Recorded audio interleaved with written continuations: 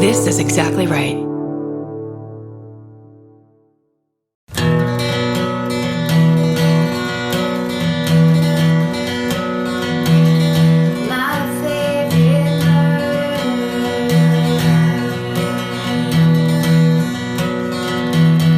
Hello, you guys. Hello. Welcome to this middle of the summer Oh, God. episode Of My Favorite Murder. the podcast. The podcast that's on vacation. That's right. So what are we doing talking to you here? Well, we missed you guys. We miss you deeply. We're sorry to be away. Yeah. We're coming back. Yeah. But in this way that's We just needed a minute. It's like we're having a moment. We were so fucking overwhelmed and I feel better already. Oh my God. You should see my skin. It's glowing. Greenish. It's got a greenish hue. I'm sweating and I've started in Chernobyl. Yeah, so we decided we would do a new recording so that if you missed us, you wouldn't be mad anymore. Yeah. So we're going to do a Q&A episode specifically about the book. And on the fan cult, a bunch of people wrote in on the forum questions about the book.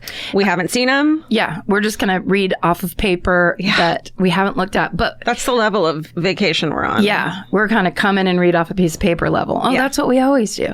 But first of all, can we just say thank you so much for the overwhelming feedback and support for this book. Yes. We've said it a million times, but it was hard to write. It was hard to release, like expose ourselves. And we knew you'd be there for us, but I was definitely surprised at the amount of positive feedback and people saying that they loved it is so lovely. It is. We really appreciate overwhelming. We feel so grateful that we got you guys to support us because you're so supportive. Yeah. And that was a really hard thing to do. You're supportive of our dirty little secrets. Yeah. Thank you. You're like the best moms ever. Can we turn that light off? Or can we read? Yeah, let's get in the mood. Ooh, yeah. The moodiness. Stephen, light the disco ball as we read your questions about our book, Stay Sexy, Don't Get Murdered, featuring Paul Giamatti. That's right. That's now the full official title, by the way. Do you want to go first? Sure. Ask me a question and we'll both answer it. Okay, great. The first question on this piece of paper Stephen printed for us is from ZZ. Oh, I have plenty of questions, but the most pressing. To Karen, when did you join AA? Oh. You mentioned the trip to the hospital where you realized 12 drinks every night is 10 too many for a body to handle. I'm wondering how long between this realization and the start of AA and the journey in between that brought you there. So I'll stop there because now there's a to Georgia. Okay. But I'll stop there and answer it. I am not in AA. I try to tell people this when we do our meet and greets. I am not in a program. I stopped drinking because I started having seizures. And later, I joined a 12-step program for eating disorders, which helped me immensely. I've gone back to and dropped out of because, of course, it's very, very difficult.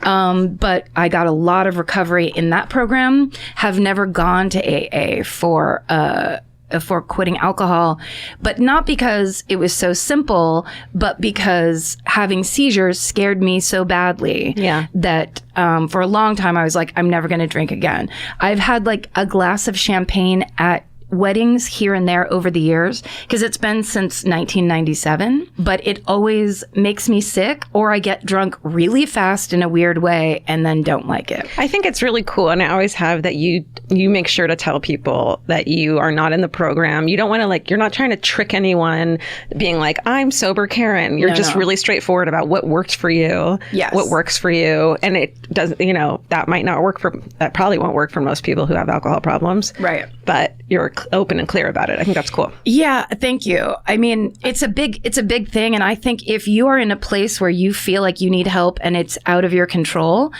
I absolutely recommend 12-step programs because the structure and the community, it makes you see that this is a thing that you can let go of. And you're not alone. Yes, exactly. It's very common, and there's lots of people there with good help. Yeah. But yeah, I've never claimed to be an AA for that. Probably the misunderstanding is me talking about 12-step programs, and I was talking about the ones for eating disorders, which also have a lot of great help. Yeah.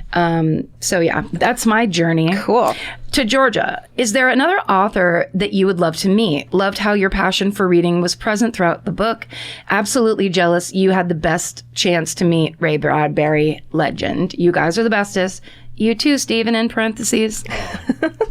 Yeah, my other favorite author is Douglas Adams, who wrote Hitchhiker's Guide to the Galaxy. He's also deceased. So, this is a who would you have dinner with like game. Living or dead, sure. Yeah. And he is just so hilarious and funny with that British wit and sense of humor. I highly recommend listening to the Hitchhiker's Guide to the Galaxy trilogy audiobooks, which he reads and are so fucking... the author reads them himself? Douglas Adams reads them. Awesome. He's so fucking cool and funny and entertaining.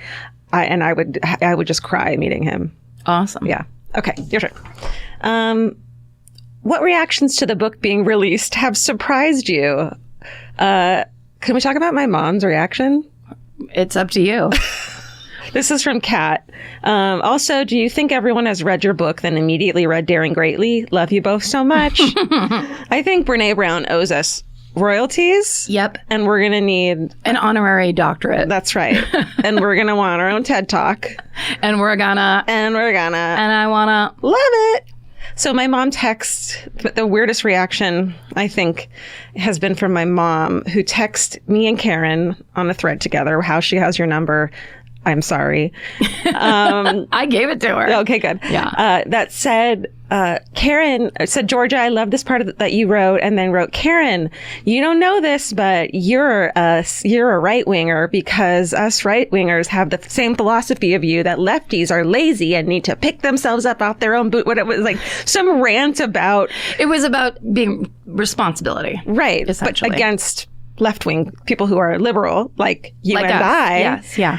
And I got so fucking angry at her. I responded, Mom, period. And then I got on a different thread with her and just fucking went off on her and was like, Karen wrote about her mother fucking dying of Alzheimer's and you have the gall to call that out. Anyway. Just to make it political. Make it political, which I've asked you not to do. But I would say this. Yeah. I mean, it's my mom, so of course I'm going to get mad. It's your mom. And also, families always think, and when you're that close with people, they always think they can be the ones that say things because, especially with parents, they always think they're smarter than you. Right. So they're going to inform you about what you can't see about yourself. Right. And I think she was just trying to be... in it with us maybe a little bit. I don't know. I don't care. I know you don't. I feel like so many people have been radicalized with this political thing, and there are people that are feeling things they haven't felt in years because they suddenly belong, and everything's real clear and black and white and simple. Right. And good that's and when you know, if things are black and white and simple, that's when you know you're in a bad place. Yeah. Because there's no nuance. No, there's no context. There's no subtlety. There's no gradient. Could it be this or this? That's a good point. And that's a lot of people are scared these days. I'm not making apologies for anybody. Absolutely. I will say this, if let's throw parents under the bus. My dad texted me after he read it and said, didn't tell me he was reading it, didn't say anything. And then all he texted me was, when were you a latchkey kid? Oh, out of nowhere. Oh my God. And I said, Dad, it's too late. Yeah. It's too late. This is not a discussion anymore. Wow. But I mean, it's funny. He's always had that a little bit of like, oh yeah, I don't know about how we did. My parents just did what they had to do. And what was done at the time. And what was very common. Yeah. But it was really funny because he was like, I thought latchkey meant that you didn't have parents and you were just in an apartment by yourself. No, it's just light neglect is all it is. Yes, exactly. It's just like everybody in the 80s who were just like, get home yourself, and if you can jump in a van on the way, so be it. Okay, you want to ask a question? Let's see. This one's from Bad Granny. Okay.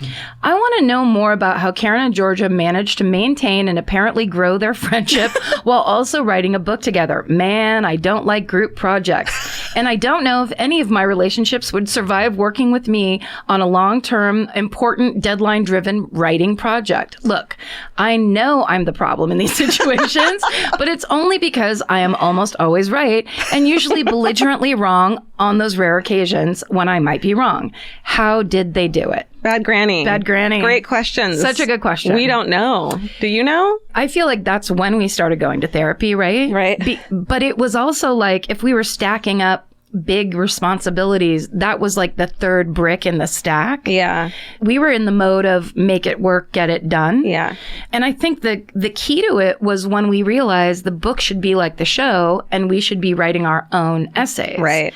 Because no one writes a memoir together unless you have like a ghostwriter or something. We have completely different writing styles, And also I think that throughout the whole thing, the podcast and everything, is that it was so quickly successful that there was no like backing down. Right. We both kind of knew we had to move forward and there was a good reason to, which is, making it work. Yes, that's right. And I think that we did going to therapy and talking stuff through, for me anyway, it felt like that thing of like, we both knew that whatever the problems were in the interim, big picture, we wanted it to work. We wanted to be happy and we wanted to take the success and not like basically what I was always afraid of, but also sabotage it. Oh, right. Where it's like, she made me quit or any of that bullshit that I've definitely done in the past. Yeah. Yeah. But I think that sabotage thing is right. We have this amazing chance. This is the first, this is what I've been praying for. Yeah. You can't fucking just walk away and be like, well, fuck you then, which is like my instinct all the time. All the time. Fuck everything. Well, also it makes you start thinking, and like, we won't get so far into it, but it also makes you go like, when you fight about things, what are you actually fighting about as opposed to the topic? Yeah. Because you're never fighting about the topic, really. Yeah, what is it really? It's like anger or hurt. Hurt and control and fear. Yeah. And fear, yeah. I don't like talking about any of those things or admitting to any of those things. Me neither. But we had to. Well, that makes you a righty. Okay. Well, here's another one. Was there ever a time in the last 3 years that the two of you almost called it quits because the relationship wasn't working? This was from Irish Amy 5. She says that's a lot of time together between podcasts, book writing, and touring. Yeah. Yeah. A lot of time. Yeah. I feel like as angry as we've gotten at each other or like the fights that we've been in. Yeah. And I think it's always a power move to be like, I'm going to walk away. Like everybody has that ace up their sleeve always. Totally. We got like a third party in to be the neutral negotiator early enough that was no longer the card that was ever going to get played. Right. Was like, then fuck you then. Yeah. If you don't want to make the shirt I want, or whatever. Yeah. And then also it's like, that walking away makes it your own fault kind of too. Or it's like, you just decided not to work on yourself anymore. Yeah. I think having Vince for me too, to like bitch to, and then for him to be the voice of reason to me as well has been really helpful. And I'm sure, who you bitch to has a level fucking head. Lizzie. Jesus. Oh. The Lord on high. Stephen. Yeah, that's true. You have to. Yeah, but you know what I was thinking recently too is, because we've talked about this before too, it would be a lot for a friendship. Yeah. But this basically, I feel like we skipped from acquaintanceship to sisterhood. We're totally sisters now. We're sisters. And it's almost like rougher because I could say anything to my fucking sister and guess what, bitch, you're still related to me. That's right. That's right. And which that's is good. That's the situation we are in, where it's kind of like, still have to do the show. Right. Still have to do the show. But it's good because I have all my life had the habit of walking away. Of like, I'll fucking flip the table with the Monopoly set on it happily and ruin the rest of vacation. Like, I love chaos and I love drama. Yeah. And so to be in a situation where it's that thing, and I'm sorry, but this is like the Ram Dass podcast I'm listening to all the time. You find your guru and you find the person that needs to teach you what you need to learn. Yeah. And that's how life goes, I believe. Yeah. So I just had to start going in my most stressed, in my most like using macaroni and cheese as drugs. Yeah. That's when I was like, what am I supposed to actually be? I'm supposed to be changing. Right. I'm not supposed to be holding the line. I'm supposed to be changing and growing. Yeah. So how about I do that? So find what that is. Yeah. Eat a little bit of the mac and cheese. It's fine. Yeah, but there's better things. Yeah. And it's like, ultimately, don't be so scared of growing. Yeah. It's not that bad. Yeah. It's not. What is the bra women are talking about? Why, it's the original True Body Bra by trueandco.com. Over 500,000 women have bought it and swear by it. It took over 6 years of collecting data from 7 million women to make this game-changing bra, and you won't believe how good it feels when you put it on. The buttery soft fabric smooths you out in all the right places. And you know what's game-changing? The best-selling True Body collection now comes in over 70 wire-free options. Choose from scooper V-neck, convertible straps, bright colors, neutrals, skin tones, and more. You will want them all. And no wonder True & Co. has sold over 500,000 of the original True Body Bras. The Today Show calls it game-changing. Good Housekeeping says it's the ultimate lounge bra. And Real Simple Magazine says it provides heavenly 24-hour comfort. So try the original True Body Bra by True & Co. today with free and easy returns. Save 15% now when you go to trueandco.com/murder and enter the code MURDER. That's TRUEANDCO.com. Goodbye.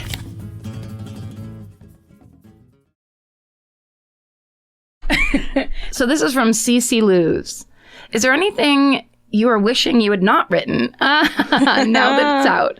Or the reverse of this? And just a comment, Georgia, I don't know how many times I have heard you talk about Kim's observation of the altar of self-doubt, but I've always been like, yeah, got it. Have some confidence, got it. But after reading your fuller thoughts on this, I get it.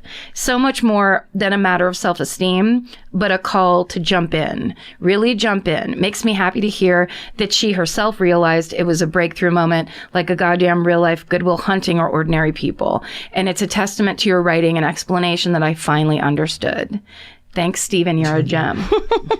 You're welcome. Thank you. That's so nice to hear. The thing about writing the book is that we really wanted to come across and get our thoughts and feelings across. And especially in that chapter, when I'm writing about therapy and depression and anxiety and like the most prevalent, part of my life, I really wanted to make it clear. So that was really fucking hard. And I think I'm happiest with that chapter than I am with any other chapters. I like fuck politeness too. And is there anything you regret writing? No, I wrote about taking my top off for a photographer, and I'm so fucking glad I did. Like, good. I don't regret that at all. You shouldn't, because that's the part people talk to you about a lot. Yeah. And that came up almost like, it feels like every interviewer, people asked us about it. Yeah. Because I think it happens. Yeah. What about you? There is no.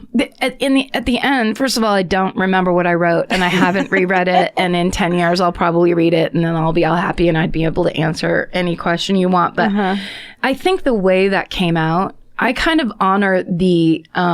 That's how it is with making stuff and creativity. Sometimes it has to come out as it comes out, and you don't get to. It's not about it being this perfect thing or making the perfect statement. Yeah. It's like. It's about getting out the thing that you need to say. Yeah. So, part of me regrets all of it because that was private and I don't like that public life. It's so exposed.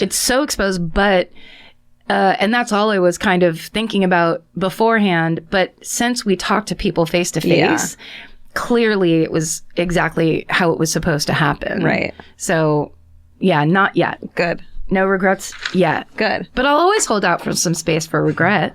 Oh, it's always got to be there. Karen. Yeah. This is from Jean Marie Gibson. Every time you talk or write about your mother, you share with all of us the joy, humor, and wit that she had and the honest struggles and hardships of her illness. I feel very honored that you have shared so much of her with us and trust us with her legacy. If you had to pick one word to sum up the wonder that is Pat Kilgareth, what word would you choose? I mean, badass. Yeah. She really was like, and thank you. That's lovely. It's also, when someone dies of Alzheimer's, they go away in slow motion. So writing those chapters about her, I got to remember her from like when she was like my active daily mom every day and really go into those memories. And it was like, there's parts of our brain that when you think of something, you're there. It like really delivers you to that space and that time. And I got to like take that chunk and then kind of put it and replace it with the more recent memories where I really didn't like that person, which there's a lot of guilt around that and people that have to be around relatives who have Alzheimer's, you don't like the sick person because they're really hard to be around, and it isn't them. Yeah. So, yeah. Thank you for the reception of my real version of my mom. Yeah, who was the opposite of how she was when she was sick. So there was just this real additional layer of the bummer, kind of. Yeah. Well, it was great. I mean, we really got to know her in the book, and it was like fun. And I can't tell you how much she would be loving this. Aww. Like, my mom was the mom that if you had dinner at our house when we were in high school, she would, like, whoever my friend was that she brought over for dinner, she'd be like, do you want a glass of wine? She was always, like, trying to be the cool mom and the fun mom and the, like, mom you could talk to. Yeah. And people really treated her that way. Like, my friends and my sister's friends would, like, confide in my mom and tell her problems, and my mom would just be like, hey, listen, here's the deal. You've got to blah, blah. Like, she was really good at it. So, you know what? I think that my reaction to my mom's text, part of that was like, it makes me feel guilty and sad that it's my mom who gets to react to it, and that's how she fucking does it.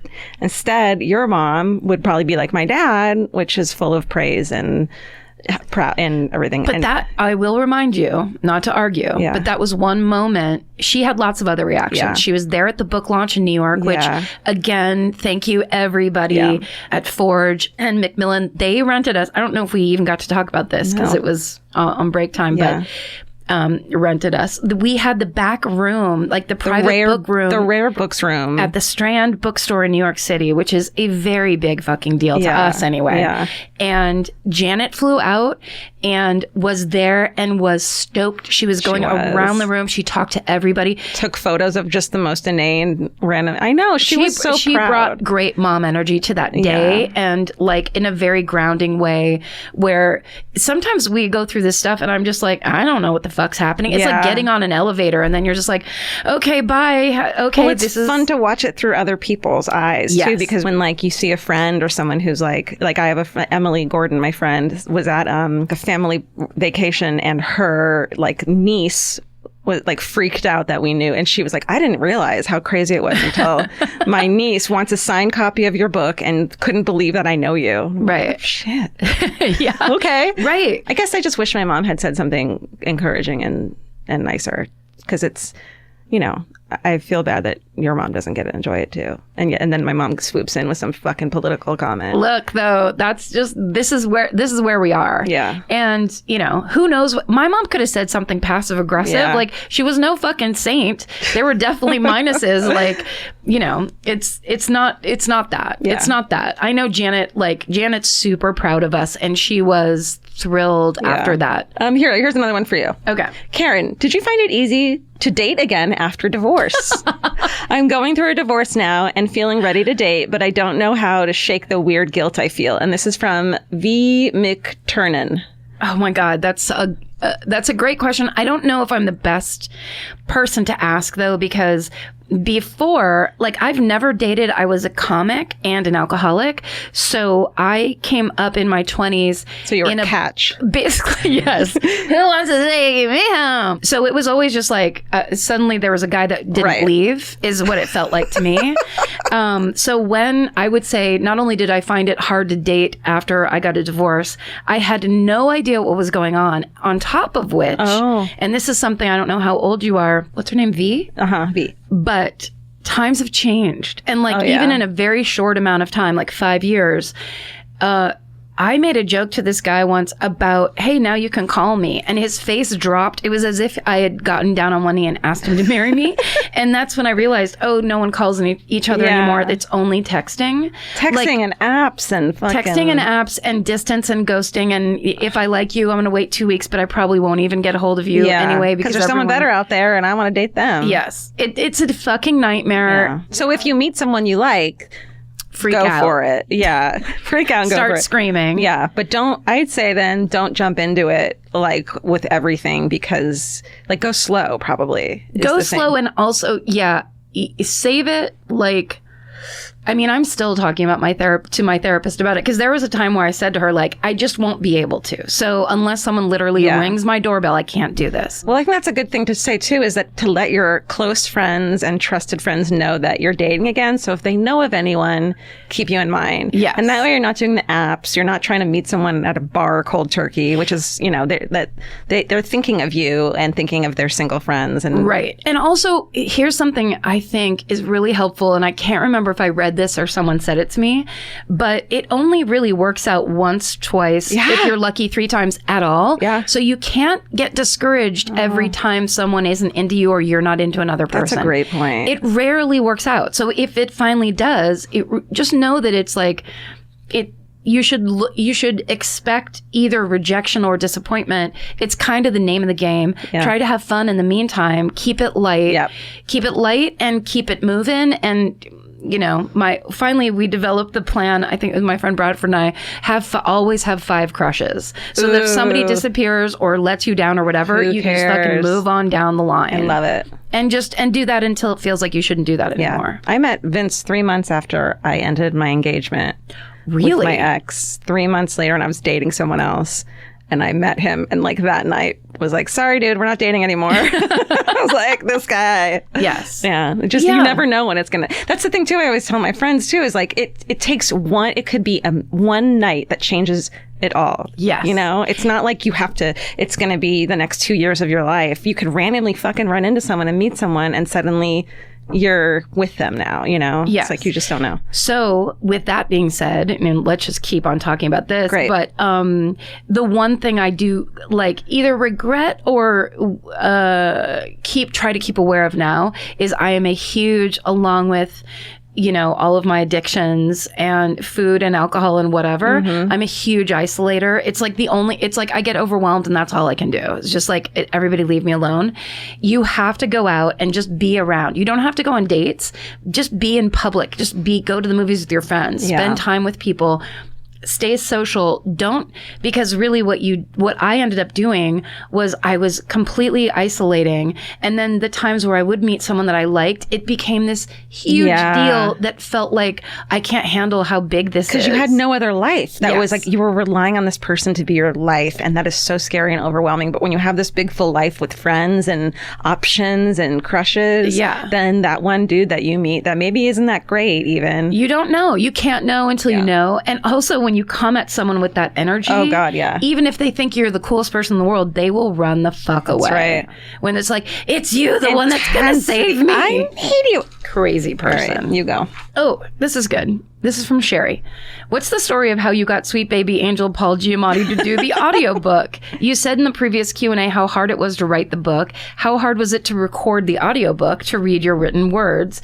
The book is great, but you really need to get the audiobook and hear, she's just talking to everybody, and hear Georgia and Karen and Paul tell you the stories. Aww. So much more emotional hearing it than reading it for me. Thank you. Karen's joked about Paul Giamatti a few times in like if who's going to play you in a movie of her life. Karen says Paul Giamatti. And then we were being asked, are you guys going to record the audiobook? Right. And on Twitter and shit, which I think drove you crazy. Well, yeah, it's just like, what else do we do but talk into microphones and our own book? But so I made the very sarcastic joke that it would be Paul Giamatti reading the audiobook.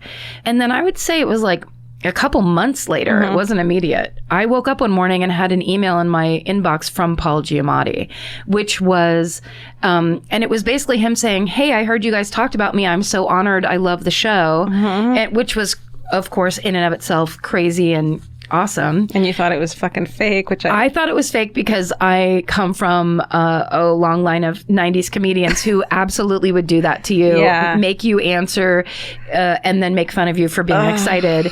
So I started to write back an email that said, hey, you know what? Fuck you, whoever this is, because I didn't recognize the email. And it was like, whoever this is, you're a dick, and like, fuck you. And then I thank God, hit pause and was like, now hold on, because who knows? Because this life has been fucking crazy the past couple of years. Exactly. So it could be Paul Giamatti. It could.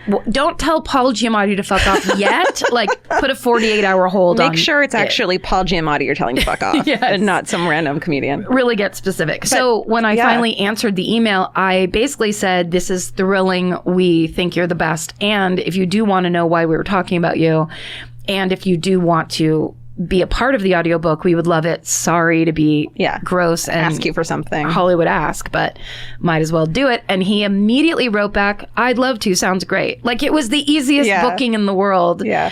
And then he actually came through and did it, which, I mean, we weren't there for it. No, we haven't met him yet. We haven't met him. He just did this thing this for like us. It was a favor. It was a huge favor. And he has, what do you? Billions? Billions? Millions? Is it billion? Billions. He's millions and billions of dollars, probably. He has plenty of shit to do. Yeah. And he took the time. We still haven't sent him like a gift basket or anything. We talked about sending him a muffin basket. Steven, get him an edible arrangement. Jay. Can you send? I love Steven was like, that's not my fucking job anymore. Now we called Steven and Steven calls Jay. That's now the order. I think the edible arrangement where it's pineapple dipped in dark chocolate is probably... We're not going to scrimp. No way. We're going to splurge on Giamatti. That's right. Every time I talk about Paul Giamatti, I think I've said this. My dad, if I mention his name to my father, my father says, have you ever heard about his father? And then he starts to lecture me about Paul Giamatti's father. Who owned a baseball team, right? Is that wrong? Commissioner of baseball. Yeah, he was like a big deal in baseball, but he also was like a professor. Jesus. He's a big deal. Okay. And we love you, Paul Giamatti. Thanks, Paul Giamatti. We love you. As for recording the audiobook, that was so intimidating because I'm such a huge audiobook fan, and I stop listening to books that have a narrator I don't like. Right. And I fucking hate my voice. And I've tried to listen to the audiobook a little bit on my own just to, fucking cross check. And God, it's annoying. Right. I mean, of course. That's the age-old thing. Is like the first time you hear your voice on an answering machine or something, and you're just like, no, don't let that be me. I also cried recording the audiobook. Of course, I was supposed to record the first chapter first, and it was the mom chapter, and it was 9 a.m, and God, the poor sound guy, the recording engineer, I wish I remembered his name. I'm going to say Kevin. It's not Kevin. Something Kevin-y. He was like, I felt so bad. I was just like, sorry, can I do a different chapter first? He's like, yes. Like, oh no, my he God. was sweet. He didn't want to get into it. Our friend of the show, Shmoo, says, Karen, your Latchkey Kid chapter made me laugh really hard. Was your sister involved in writing that chapter? If not, how did she react when she read it? Is that how she remembered those hours after school? That is such a good question. Because interestingly enough, I wrote that chapter at my sister's house. Oh, that must have helped. Yeah. I think it was either Christmas or Thanksgiving or some kind of a holiday that we were on 6 months behind. Deadline, yep. Yeah, we didn't even talk about that, how we were constantly and always 6 months behind in that book. But and I kept being like, well, Karen hasn't turned anything in, so I don't have to turn anything in. And I'm going to wait till Karen turns something in before I turn something in. Yeah. It was the great standoff. Yep. The editor loved it. Yeah. She thought it was precious.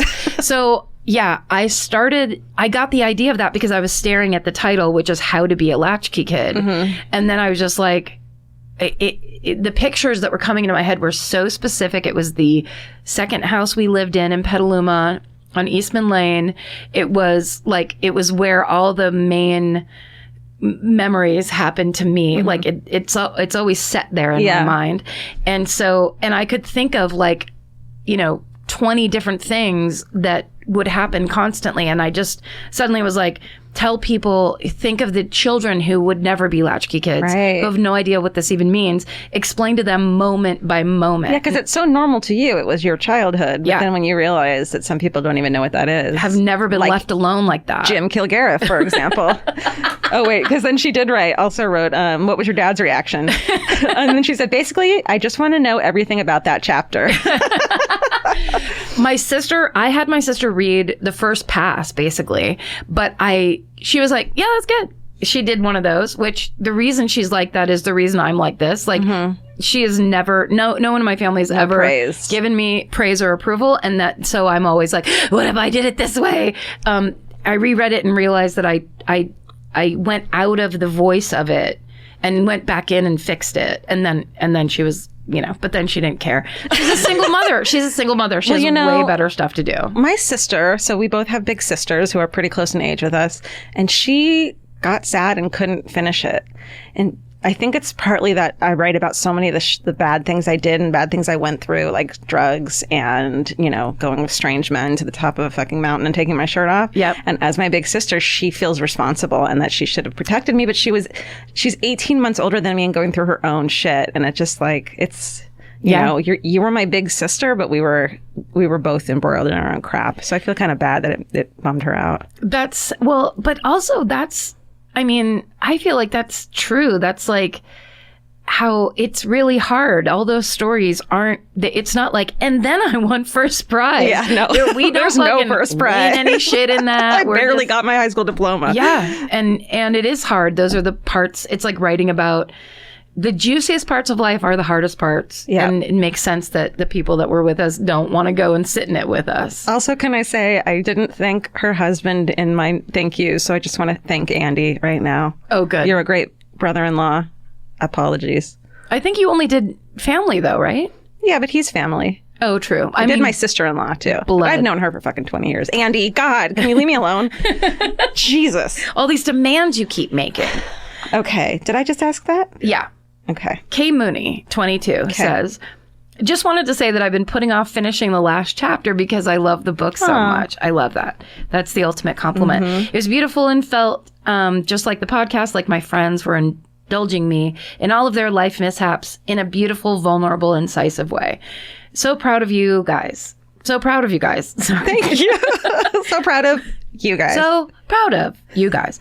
Questions. What was the hardest story to tell? Were there any moments or stories that you thought should be played down to protect someone? Like Georgia calling out her mom throughout? And what has been the best outcome from all the vulnerability you shared in the book? Bless. Well, that's nice. God, there's just so much. I think the people who struggle with mental health, telling us that our frankness and our casualness about talking about it makes it like the stigma's gone of getting their own help. Yes. And I fucking love that so much. And if that's what our legacy is, that's hell yeah, bigger than I could have ever imagined. Yeah. An impact I would have had on the world. Totally. I'm proud of that. Yeah, you should be. It's very cool. And I like it because we didn't do it on purpose. Totally. Like it wasn't this weird plan. Yeah. It was just, I didn't realize how many people were so self-conscious about it or ashamed. Yeah. But that's because, I don't know. I would say not the best outcome because I'm not really sure about the outcomes, but I'll say the moment that it felt like it was more than just we put out this memoir, which is kind of how it felt like when we turned in the final draft. I was just like, get this away from me. Yeah. I don't know what this is even going to be. And we were in, I believe it was Toronto. And there were like 30 people from the booksellers. Remember that? Yeah. And they all met us in the hallway. And the looks on their faces, the way they were holding the book. Because the book hadn't come out yet. They were like getting their first copies because they were all booksellers. That's right. So they were early. Yeah. They were early readers. And we kind of all said hi and nice to meet you and everything. And then one girl just goes, it was a really good book. And she said it like, I need you guys to understand. And it really, thank you so much. I'm sorry, I don't remember your name offhand, but it was that kind of moment where I went, oh, fucking thank God. Yeah. Like she understood the need. And of course we weren't going to ask that or whatever, but it was like she really needed us to understand it. And thank God. And it was the best feeling because it was like, yeah. I agree. This is Gone Cyrillian. How do Karen and Georgia, it's you and me, That's us. remain so close? I feel like it would be difficult to maintain a healthy friendship after everything that has happened with their success. I'm truly envious of their friendship. Oh. Wasn't there a rumor going around that that we're not on a vacation, that we hate each other? Yes. And that the podcast is ending. Which is hilarious because we were in like our best, when that got spread, we were at like our best place in our friendship, I feel like, too, where we were like texting each other gifts all the time. Yep. And like, you know, I don't think we've gone more than a week without texting, even when we're mad at each other and we're fighting about something. We still need to start texting. And I kind of love that, like, I think we're in a fight. And then I show up at the office to record something with you, and we're both just like, "Hey, how are you? What's going on?" It breaks this tension that for me is really hard, because I can hold a grudge and I can be a bitch and be like, "You do not get to see the cool Georgia part of me. You don't deserve it." Yeah. But when I walk in and we're both just like, "Oh, your hair looks cute. What are you doing?" And I'm like, okay, we can dissolve this the fighting and just be like normal people, like sisters. Yes, it's a sister thing. Friendship is like when you're a little more distant. And so it's like, can we get dinner on Friday? Where it's like, I've watched you eat so many times. I've watched you pick things on menu. I could order for you. You could. I mean, it was like being in the army or something. Yeah. We were forced together through great luck and wonderful success and whatever. Like being in the army. Yeah. You know how it is. But yeah, so it's the time we spend together, we have insane, as I like to call them, peak experiences. Yeah. Like when we walk out on stage at live shows, you and I are having that shared experience that audience is giving us. And we've gone into these realms together. So I don't feel like I need to be like, hey, do you want to get brunch on Sunday? Because it's past that. Right. Here, I have a good one, though. This is a good one. Okay. All right, here's another question. It's from Alice Yar.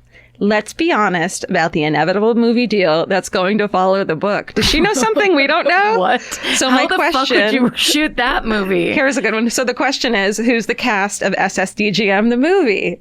It's all toddlers with voices of grown-ups. I mean, I would obviously love Lyanna Mormont from Game of Thrones to play me as a child. Okay. And then Sansa can play my sister. I don't know. There's no movie deal, guys. Write your local theater. We don't know because remember, did we tell that story of when we were interviewed? We went on the CBS This Morning with Gayle King. God, can we tell you guys real quick? Gayle King is the most amazing woman we have ever met. Guys. Guys. Did we even talk about this? I don't think we've been recording Steven since then. says no. Great. So when we went on that show, Gayle King, I was trying to tell Georgia, here's how it's going to go. Because that's what I always want someone to do for me that no one ever does. So I always think she wants that, which I don't think she does. You've worked in live TV too, and I'm all nervous and crazy. And so you kind of calm me down. And this is great too about us, is that we're never both nervous at the same time. No. One of us is freaking out and the other one's fine and calms the other person down and vice versa. So I was freaking out about being on fucking live television, as you would. And Karen's worked in live TV a lot. So she was like, here's how it's going to go. There's going to be a producer that comes in, she'll brief us, blah, blah, blah. It'll be a little jarring because we're going to actually see Gayle and the other two hosts on the set, but don't worry, whatever. Well, 3 minutes into us being in hair and makeup, Gayle King comes bounding in. Powerhouse. Literally went, Karen and Georgia! Yeah. Like, did a thing. And we were both like, our mouths are open. Yeah. And then she opened the book and she had made notes, and notes about Bookmarks. Georgia's stories were in blue and notes about my stories were in red. Yeah. She had read the book. She had made notes, done research. It was like above and beyond. Yeah. Yes. What's the question? Movie deal. Movie deal. So then the next day we went back and did the podcast that she hosted, and we talked even more. And at the end of that, when she was walking out of the room, we were like, thank you so much. It was great to meet you. And then she was like, she did that. If she does it, then she knows. This was from Taylorino. This is book related. This is how it starts. This is book related. How was doing that interview photo shoot for the Hollywood Reporter? P.S. Y'all look like $4 million. Oh, Cute. I love a photo shoot, man. There's nothing I love more than getting fucking dolled up and photographed. Don't like looking at the photos after, but I think it's super fun. I was in hell. The people couldn't have been nicer. We were at Edendale Grill, which is gorgeous. Yeah. Used to be an old firehouse. It's the coolest restaurant. Yeah. But were you happy with how it turned out? I didn't look at it. You haven't looked at the photos? No, I just gave... We look hot, dude. Oren gave me like 3 copies, and I just gave them to my dad and my sister. Oh, you look hot. Great. I mean, I'll never see it. That's just... Oh, Karen. It's just where we are right now. I got it. But I will say this. It was an honor. Okay, here's one for you. Okay. This is from Katz BB. Karen, what made you decide to write your chapter on the Canadian alderman and mention Paul Bernardo? Fun fact, my uncle was one of his prison guards while he was on suicide watch when he was first arrested. Wow. Yeah. I guess because when we very first talked about doing that book, it was obviously they wanted the original voices that were like helping us. There was suggestions of there should be really strong true crime kind of themes running through it. And I think that also added to the delay when we didn't start writing it for so long was because it didn't feel right to, it isn't what we do. We're not true crime journalists. Right. We write reports based on other people's journalism. Yes. Which we're very aware of. Yeah. So then to just pretend to be crime journalists just wasn't in our brains. Yeah. And it wasn't something that came easily, but in talking, that's my friend Paul Greenberg's story that I talked about, because it was basically my friend Paul Greenberg is from Toronto, and his mother had essentially a hometown where Paul Bernardo stalked her while she was swimming in her pool. Oh, yes. And she was older. She was in her like 60s or 70s. Creepiest story. And I remember when my friend Paul told me that story, and I just freaked out, and it was like, it's the best story. It's in the book, whatever. I love it. So in telling that, then it was like, then I wanted to draw in, and I'm sure Ali Fisher, our editor, made this suggestion too, because she was like, well, you've done this, so you might want to pull in some of the things that you learned when you were writing that. Right. I think I did that Paul Bernardo, Carla Homolka when we were in Toronto, because I used an article that a woman wrote that was amazing. She wrote an amazing article about him and how all that happened, and I drew from that. So it was like, I realized that was a chance to kind of pull in all these like cool writers, cool points, and it seemed to kind of get all of that taken care of in one spot, which is back in the day, which now it doesn't seem like that long ago, but like in the 80s, when people were faced with like a loose serial rapist in their town, what they came up with was every lady stay home. Yeah.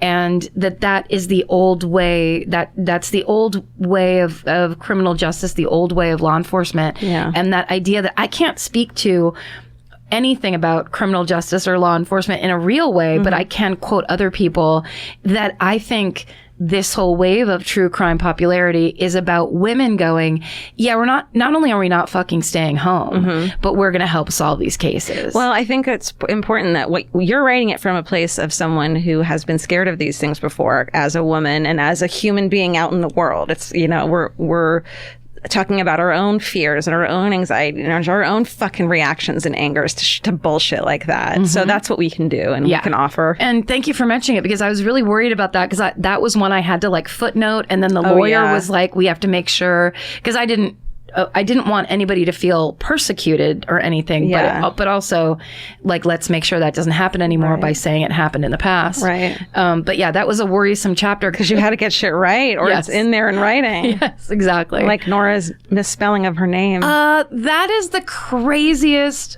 funniest thing. Yeah. In this first edition, someone slapped an H on the end of my niece's name. In the dedications. In the dedications. Her name is spelled Nora. And of course, when I told her, she was like, that's okay. Like, she could give a shit. It's a collector's item now. It's a collector's item. Yeah, it's not. It's not.